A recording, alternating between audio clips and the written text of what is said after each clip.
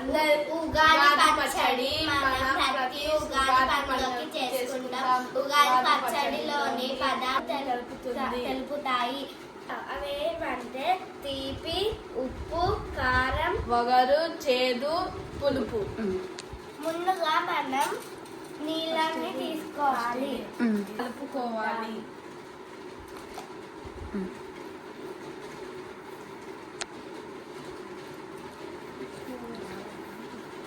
పులుపును కలుపుదాం. ముందుగా మేము చింతపండు రసాన్ని చేసి పెట్టుకుందాం. కలుపుకుందాం.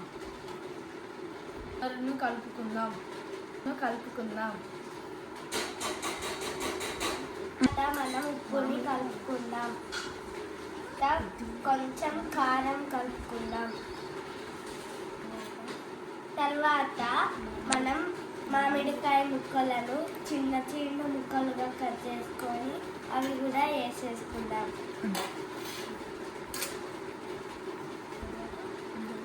తెలుగు వారి ఉగాది పచ్చడి తయారు అయినట్లే.